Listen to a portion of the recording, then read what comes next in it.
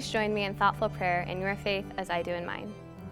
Dear God, thank you for granting us the ability to have a space to pause, to embrace the busyness of this time, and to celebrate the achievement and greatness of others' actions and character. As we recognize and listen to our honorees this morning, help us to learn from them and remember that no one achieves anything alone. Let us take their words and prayerfully consider how we can best be a light and help to all the communities we are a part of. Thank you for the good currently being done in us and in our community. Lord, let us always remember the words of Thomas Merton. Our job is to love others without stopping to inquire whether or not they are worthy. What we are asked to do is love, and this love itself will render both ourselves and our neighbors worthy. Guide us in living a purposeful and peaceful life. Amen.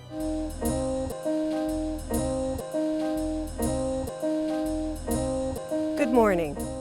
Thank you for joining us today as we begin our celebrations of achievement by honoring 4 distinguished alumni.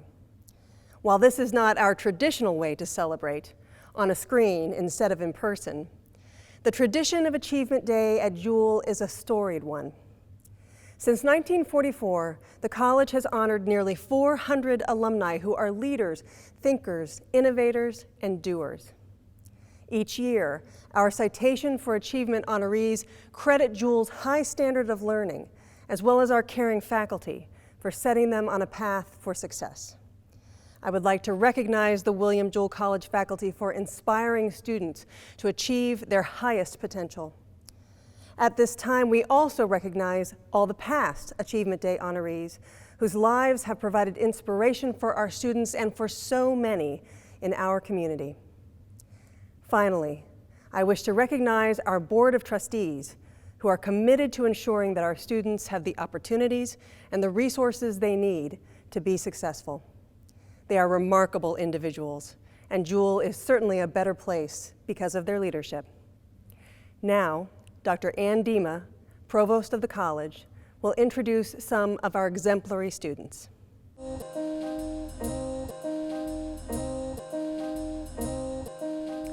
Today we recognize not only our alumni honorees for distinguished achievement, but also undergraduates who have excelled.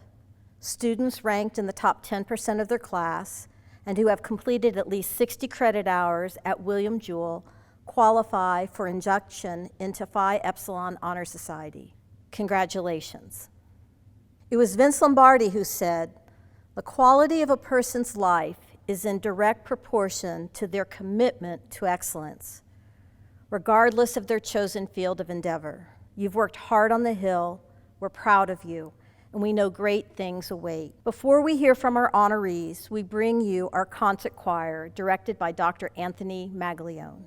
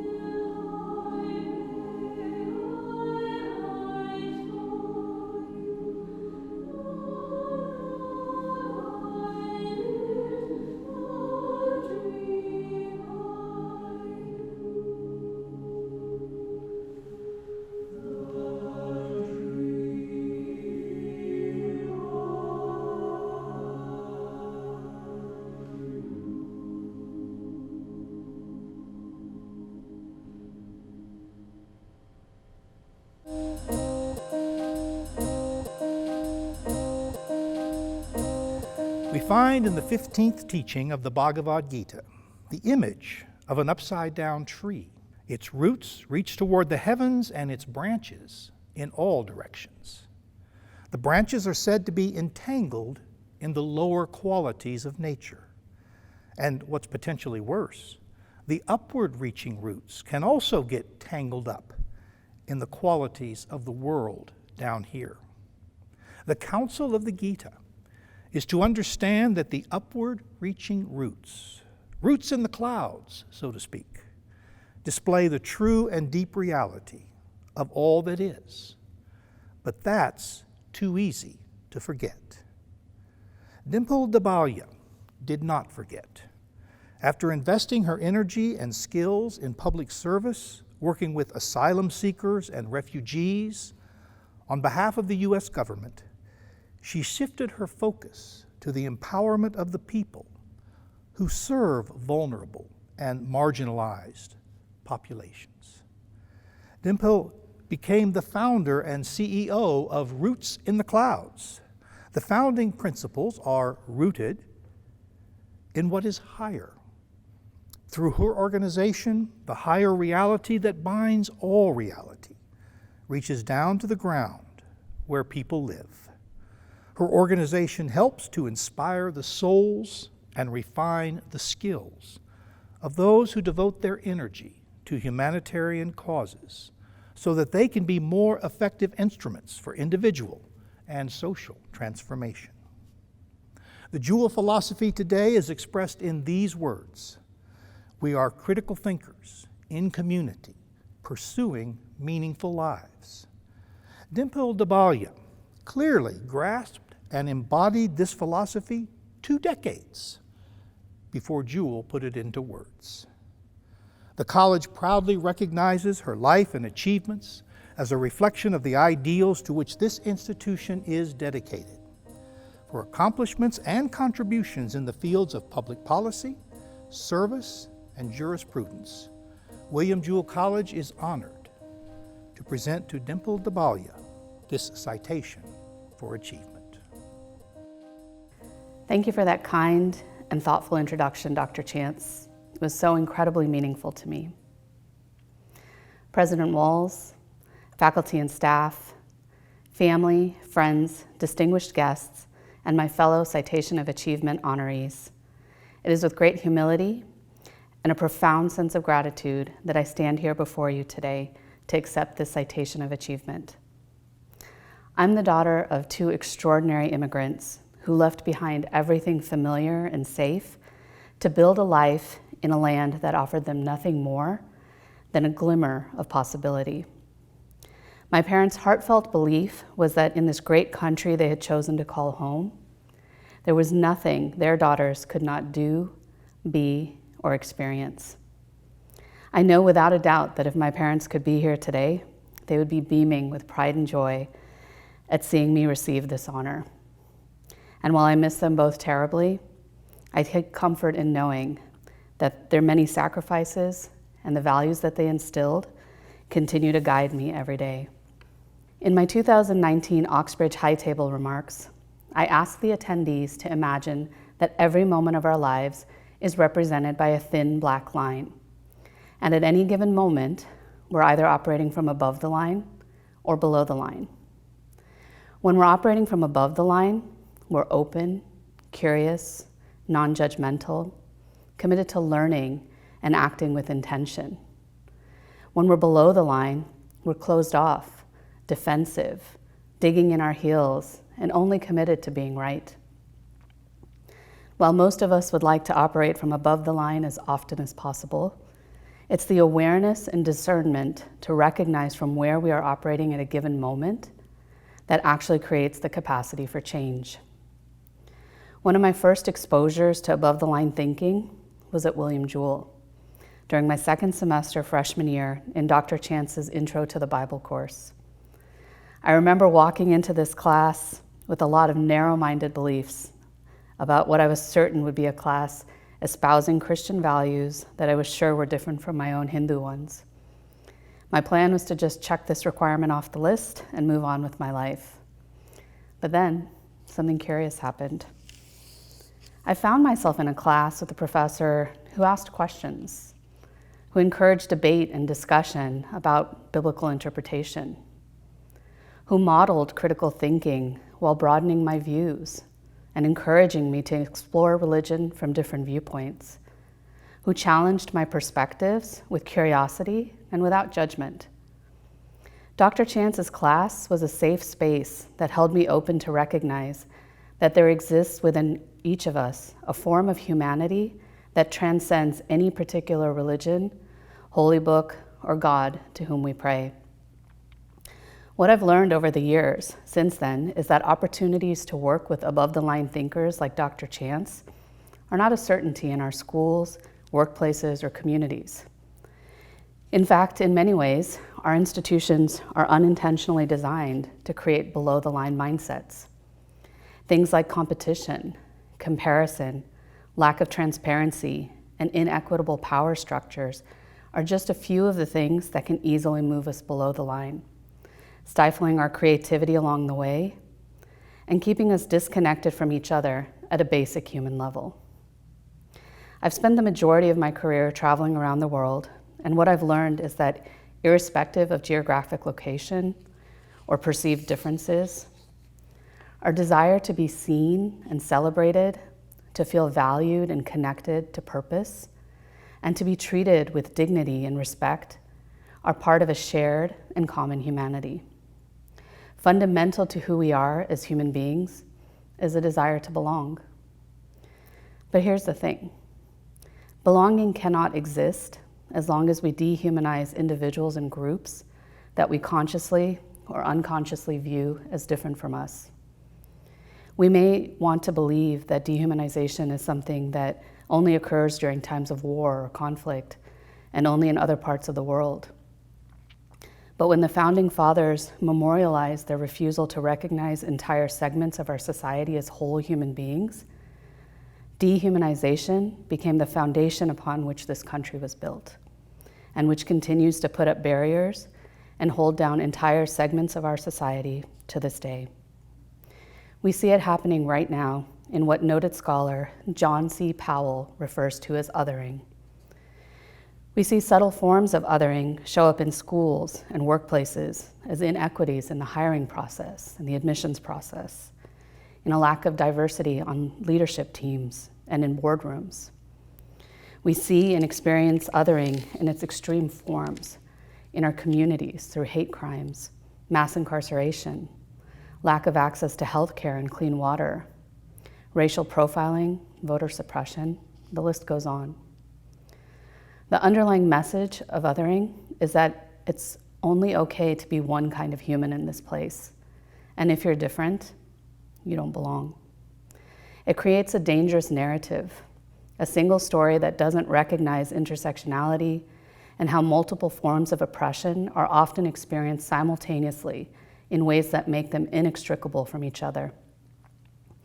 As researcher Mary Maxfield, referencing the groundbreaking work of law professor Kimberly Crenshaw notes, it's only when we can see the ways that racism, sexism, and all the other isms are fusing together in particular ways that we can challenge them effectively. It's when we start to learn the history of oppression in the US, not as a single series of separate stories, but as a cluster of interlocking ones, that we can begin to challenge them. And though we may not feel personally responsible for the negative consequences these narratives have produced over the past 400 plus years, they are now ours to unravel together. And regardless of the narratives on which we choose to focus, the through line that connects them all is a desire to belong.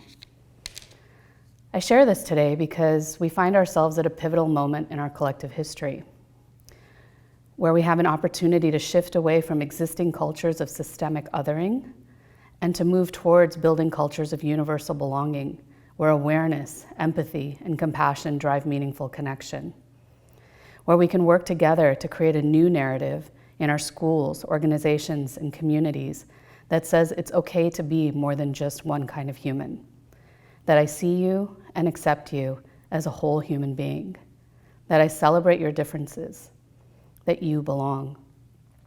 Simple, but not easy. The realities of the pandemic, coupled with the horrific murders of George Floyd, Ahmaud Arbery, Breonna Taylor, and the most recent mass shootings in Atlanta and Boulder, have once again laid bare the very real socioeconomic, racial, ethnic, and gender inequities that continue to exist in this country.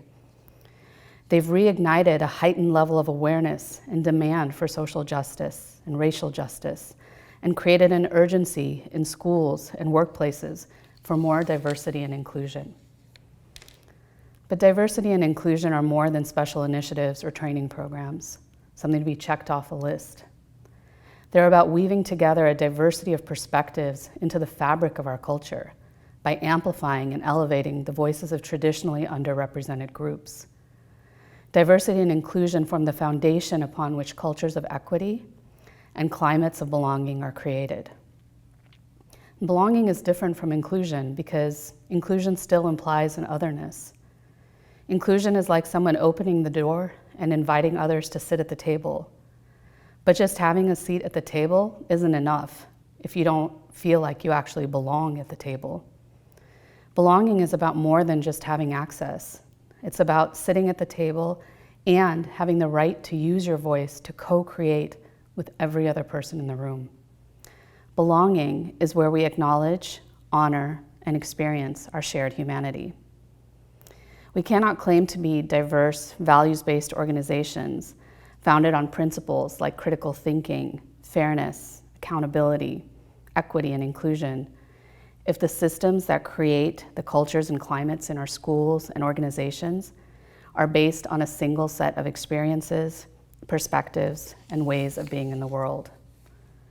Creating resilient and diverse schools, organizations, and communities filled with happy and healthy people requires us to shift towards building human-centered cultures that are based on a diversity of perspectives, that promote psychological safety, and allow us to see and connect with each other as whole human beings who exist beyond the classroom or workplace. Trying to compartmentalize our lives into one-size-fits-all boxes is no longer an acceptable option. It never really was, but especially not now, as the lines between home and work continue to blur, and our societal demographics begin to shift as a new generation of humans enter our schools and workplaces, demanding more from us, demanding better from us. Jewell College stands as a beacon of human-centered culture. It isn't always perfect, but perfection should never be the aim. It's Jewell's forward-leaning willingness to champion brave spaces, to celebrate critical thinking and promote real conversations that creates above-the-line thinkers and allows professors like Dr. Chance to create what he did all those years ago in that classroom, and again in his beautiful opening remarks today. A human-centered experience that made me feel seen, that made me feel connected, that made me feel like I belonged. That experience 23 years ago planted a seed of inspiration that ultimately led me to a career in service of the most vulnerable populations around the world. A career that has given me the opportunity to positively impact the lives of thousands of people. And if the ripple effects of a single experience can have such a profound and far-reaching impact, imagine what would be possible if more people felt like they belonged. Thank you again for this great honor. I look forward to the day when we can all be together again, but until then, I wish you all well. Thank you.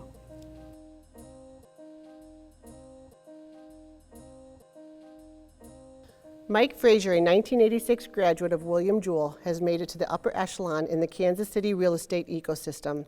He is currently the CEO and president of Reese Nichols Realtors Incorporated. He leads a team of over 3,000 agents and 250 employees. Mike sees his role not as selling real estate, but rather as developing relationships.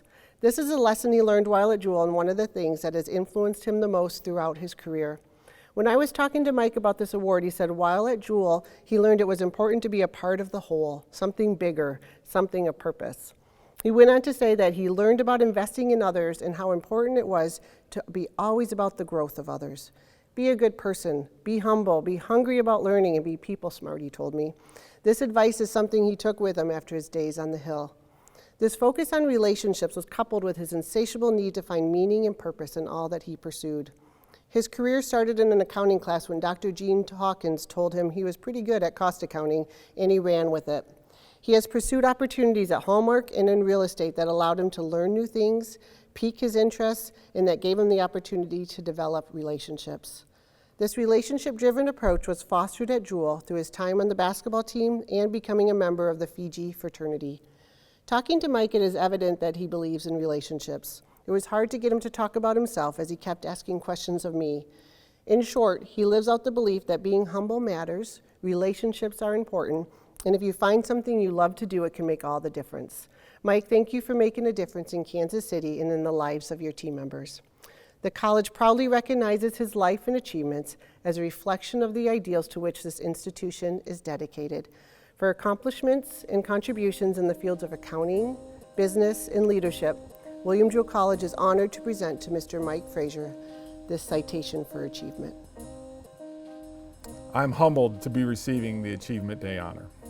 When I received the call from Andrea, I may have thought for a moment that someone was pranking me, as my academic record here was not stellar. There was never a time over the past year when I was thankful for this pandemic, but this may be the first. We may have seen lightning strike the Gano Chapel if this honor was bestowed upon me in person.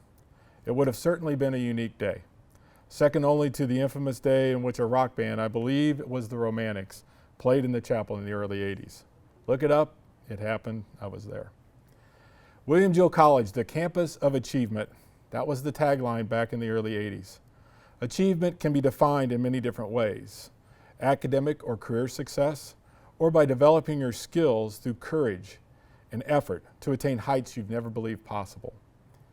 The liberal arts education afforded me the opportunity to become a leader, to learn how to foster relationships and become a better person, to push myself to be the best, because if you're not going to be your best, why do it?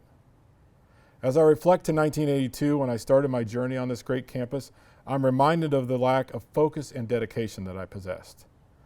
College night, 1982, Rockers High School, I learned that William Jewell would allow me to play basketball. I was very excited for that day. Things were going to continue as they were, basketball and school, two things that I did well. I tell you the truth, I never visited this campus before that first day of class in 1982. 18-year-old me was not a thing of beauty, and very quickly, life changed for me.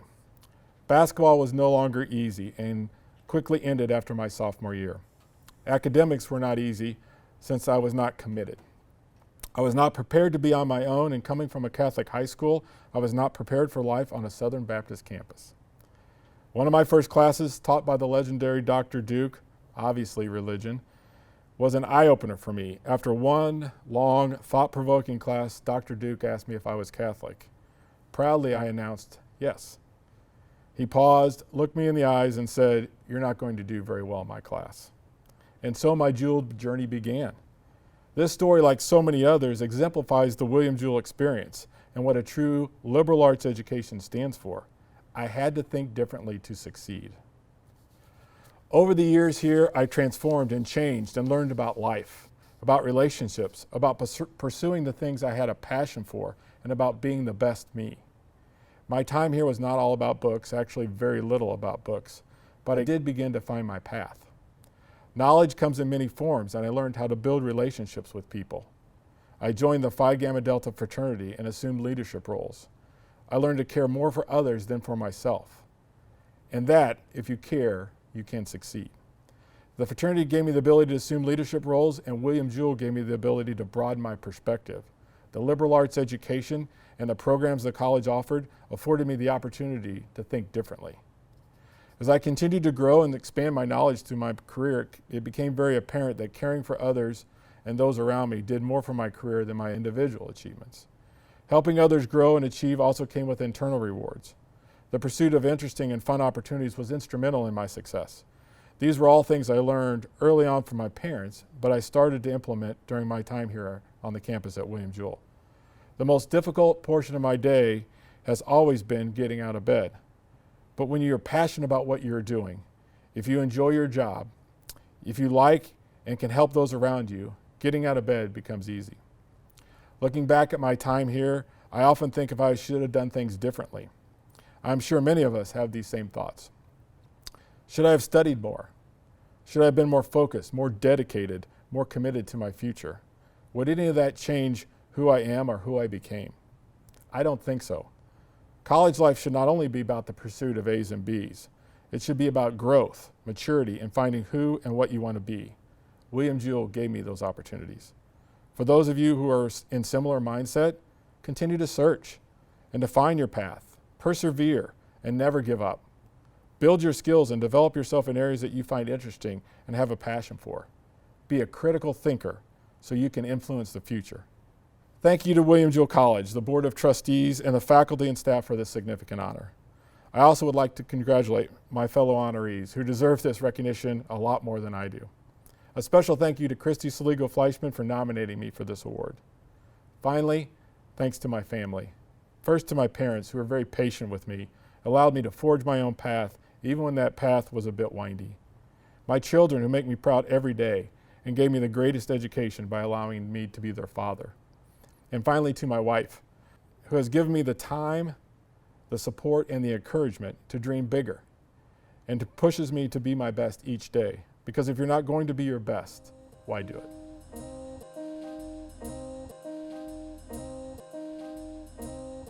Most of Calvin Osborne's career has been devoted to public service as a senior legal and regulatory professional for government organizations. In 2018, he was named Associate Director in the Office of Federal and Regional Affairs and the Executive Office of the Mayor of Washington, D.C. He is Senior Advisor to the Mayor. In this capacity, he proposes and negotiates language for bills introduced in both chambers of Congress and serves as chief lobbyist for the mayor on land transactions and transportation infrastructure issues. He previously spent 10 years with the Federal Communications Commission, hired as a senior attorney, then promoted to associate director in the Office of Communications Business Opportunities. He led a team of 10 attorneys and administrative staff in promoting competition and opportunities on behalf of small telecommunications businesses. Earlier in his career, he served as counsel in the District of Columbia Public Service Commission and at the Federal Deposit Insurance Corporation. After studying business administration and management at Jewell, Calvin Osborne completed his Juris Doctor degree at the University of Missouri-Kansas City School of Law. He is a lifelong learner, currently pursuing a certificate in real estate investment and a master's degree in management, both through the Harvard University Extension Program. In 2004, he founded Potomac Realty Company in Washington, D.C., and continues to serve as president and CEO. The college proudly recognizes his life and achievements as a reflection of the ideals to which this institution is dedicated. For accomplishments and contributions in the fields of business, management, and jurisprudence, William Jewell College is honored to present to Calvin Osborne this citation for achievement. Hello, I'm Calvin Osborne, a 1985 graduate of William Jewell College. I bring you greetings from the ceremonial room at City Hall, the John Wilson Building in downtown Washington, D.C., where Muriel Bowser is the mayor. This room is the ceremonial room where many foreign dignitaries have spoken. People come to Washington, D.C. on many occasions to address their problems, and I'm really happy that we've been able to use this room. I'd first like to thank the William Jewell College Alumni Association, the administration, faculty, and staff for selecting me to this wonderful honor. I also congratulate my fellow honorees this year. I'm humbled by your choice of this award because I never expected to receive such an honor. When my friends and I gathered to determine where we would attend college, I made it very clear to them that I did not want to attend a college in a small town, and I did not want to attend a college that was religiously affiliated. But after looking at all of my real options in integrating basketball and my opportunity to go to law school, William Jewell College came up high on my list. And so I arrived in Liberty in the summer of 1983 to prepare for basketball, anxiously awaiting the arrival of my fellow students the following September. But within the first couple of weeks of school, I saw something that jarred me. I saw men riding horses in front of my dorm at Eden Hall, carrying Confederate battle flags and torches. Now, I had an immediate and visceral reaction to this strange event that seemed to me to be straight from the 19th century.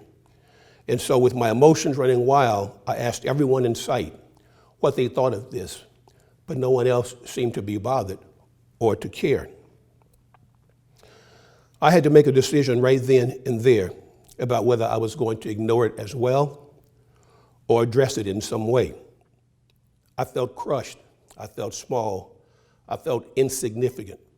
I could not believe that what I was seeing was happening in my college, the one that I paid for to attend. But a few days later, I noticed that the administration and the faculty were wearing tiny little red buttons on their lapels that read, "We care." I knew from that moment I had to find out what "we care" actually meant. What do you mean by "we care"? Who do you care about? What do you care about? Certainly it was not the 26 African American students who attended that campus. Those of us who walked around our campus every day trying to become educated, trying to fulfill the dreams that our parents had for us, most of us first-generation college students, like myself.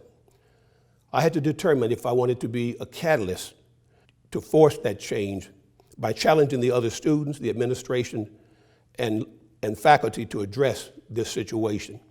I wrote articles to the newspaper. I met with administrators to lay out my grievances and tell them how this flag made me feel on my college. Other students and the fraternity involved fought back, claiming their rights to free expression. Student body leaders like Michael Smith were supportive. Faculty members like Dr. Edgar Chastain, whose race relation class and teachings were salve to my wounds. I thank Dr. Chastain because he made me look for the humanity in every single person that I met. I thank them now, just as I did then, for their support. But the best support came to me like a voice in the wilderness from an articulate, bright fellow student named Vernon P. Howard, Jr. We challenged each other's logical thinking and courage. We became lifelong friends. Since then, as a minister, Dr. Howard has eulogized several of my family members. When the decision came down from the dean of students, a wonderful man by the name of Gary Phelps, to remove the flag from our campus, we knew we had won that battle against the Confederate flag. But more importantly, our college won. Our college won that battle because they moved in the right direction. I learned a lot through that process about using my passions to serve others. It gave me a sense of purpose and clarity about what I wanted to do with my life. The scripture tells us that he among us who is the strongest shall serve all the rest. I don't know if I'm strong, but I have tried to serve. I once met Nobel Peace Prize winner Archbishop Desmond Tutu, and one of his sayings has been, "Do a little bit of good where you are. It's those little bits of good that overwhelm the world." And so I've carried medicine in the Australian outback. I've used my own resources to fly hundreds of backpacks to kids who are homeless coming out of the Katrina hurricanes in New Orleans. I've served meals to hungry people who were caught and lost in the favelas of Rio de Janeiro. And I've read books to illiterate children in the shanty towns of Soweto, South Africa. But I have also sat in meetings in the Oval Office, and I've also observed the creation of a new constitution for the country of South Africa in the office of President Nelson Mandela. I don't know what Jewell is like now, but it's my hope that eradicating that barrier, that tiny barrier, and serving on student council was my little bit of good adding up at William Jewell. In the past few years, states such as South Carolina, Georgia, Alabama, and even Mississippi have decided not to fly that flag anymore. Nancy Pelosi, the Speaker of the House right here in Washington, D.C., just recently made that decision to take the Confederate flag out of the United States House of Representatives. So just think, William Jewell College was 37 years ahead of all of these states and the United States Congress. Since I left the Hill in Liberty, I've taken a few additional titles such as attorney, senior counsel, associate director, lobbyist, and founder and president of Potomac Realty Company. I'm currently in the process of redeveloping a 90-unit multifamily complex that will be nearly 100% affordable housing, trying to do my part to address America's housing shortage, something that I care deeply about. But the greatest title that I've ever achieved is that of husband and father. Dr. Howard officiated my wedding to the most beautiful space engineer God ever created, my wife, Tracy Osborne.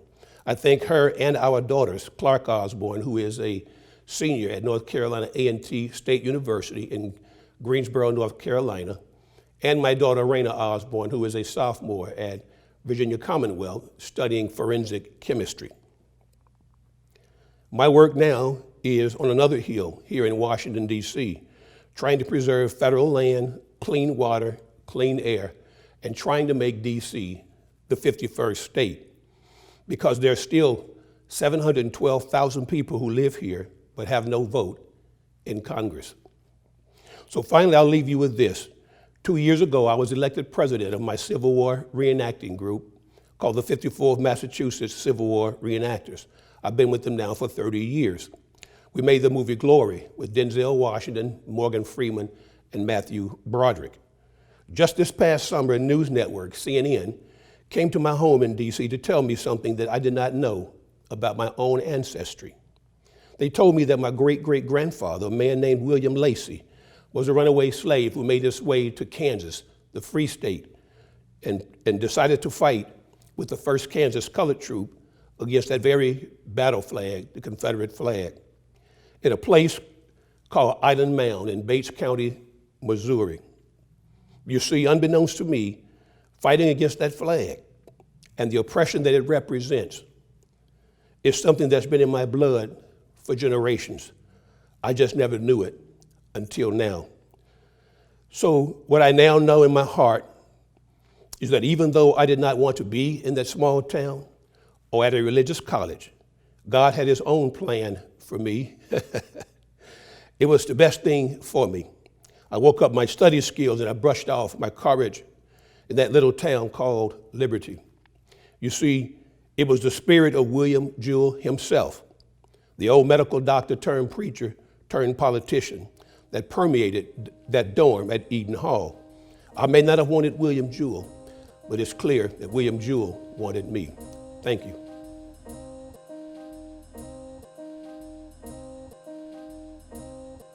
Jim Richerson, the son of Bill and Mary Richardson, was born in Kirksville, Missouri, alongside his 5 siblings.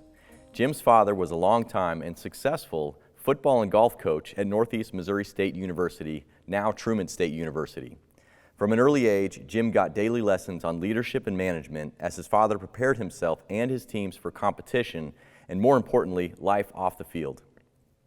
Jim credits these early experiences for his philosophy of approaching the business of golf from a coaching perspective.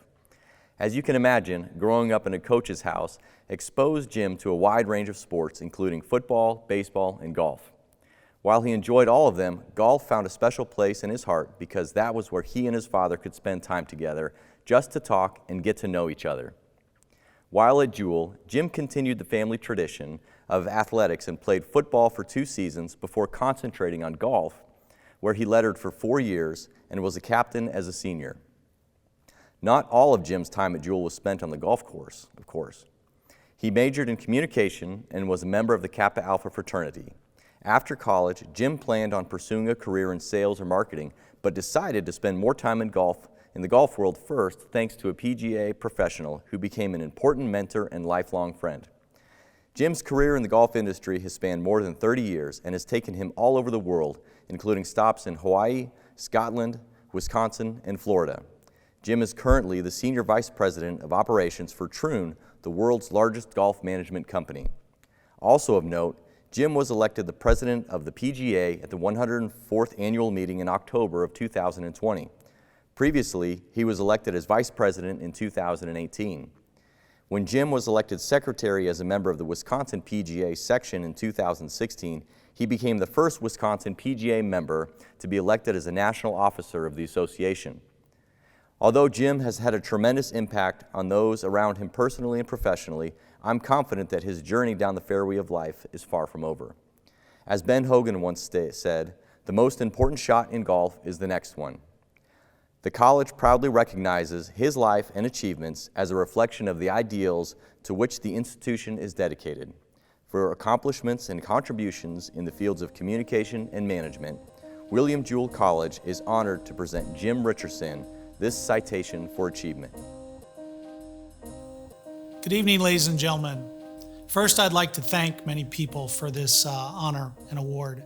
I'd like to thank President Dr. McLeod. I'd like to thank the Board of Trustees from William Jewell College, the faculty during my time there, and the Achievement Day Committee. You know, I grew up in a very large, very tight-knit family, and really the upbringing that my parents and my family went a long way into where I am today. My father and my mother were both educators themselves. My father was a lifelong coach, both football and golf. And he taught many of us kids a lot of life lessons that until I got older, didn't actually realize how smart my parents were. They sent 6 kids on to college. Each went into different professions. But we all stayed in contact with one another over the years and really are the biggest support systems. And my parents taught us life lessons of really trying your best, making sure that you always involved others, making sure that you were part of a team. And that's the same type of life lessons that I learned while I was at William Jewell College. I was very fortunate to be a communications major. I had many professors that helped me both in communications, in speech, and to really along my path during my time at William Jewell College. But I was really probably most influenced by a sociology professor, Ed Chasteen, who really opened me up to look at things from a different perspective and to realize that I learned the most from the people that maybe I had the least in common with. Other lessons I learned while there, being part of the football team for 2 years, for 4 years on the golf team, was that you're part of a team.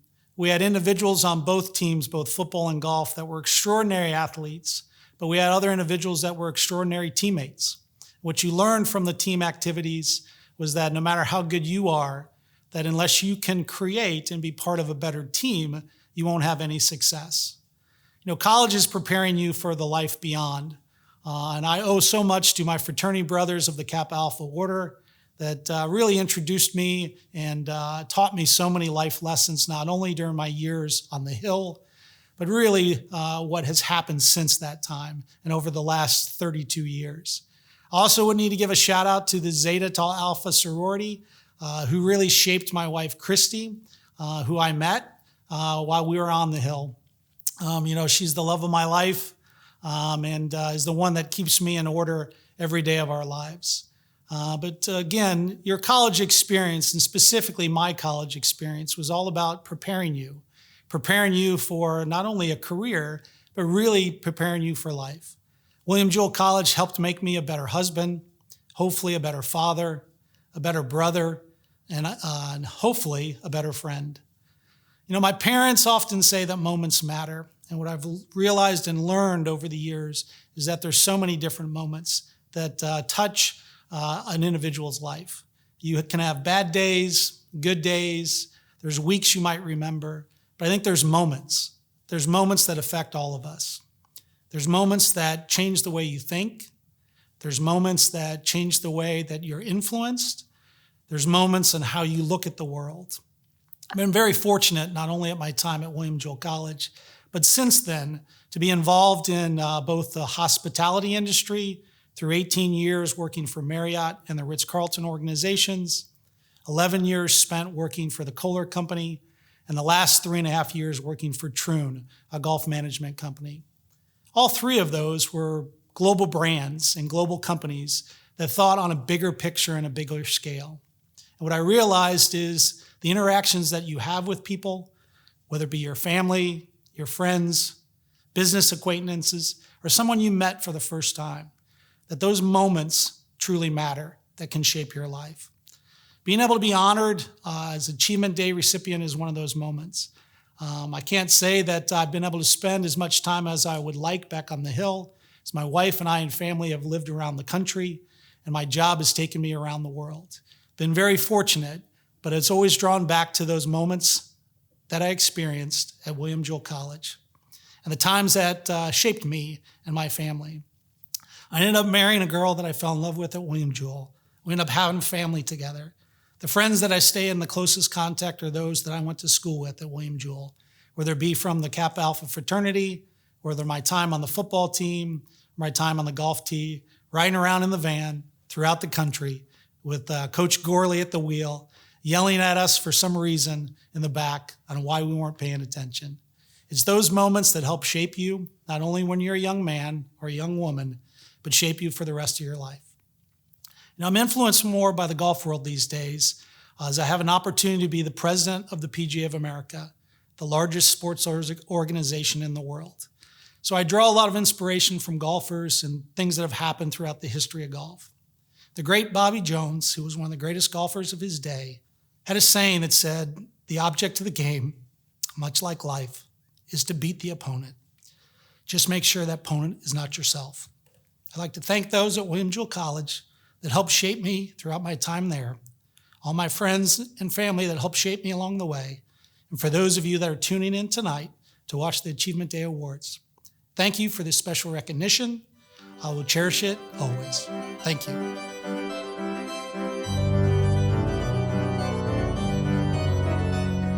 We are grateful for the words and the wisdom shared by those honored for their achievements during this ceremony.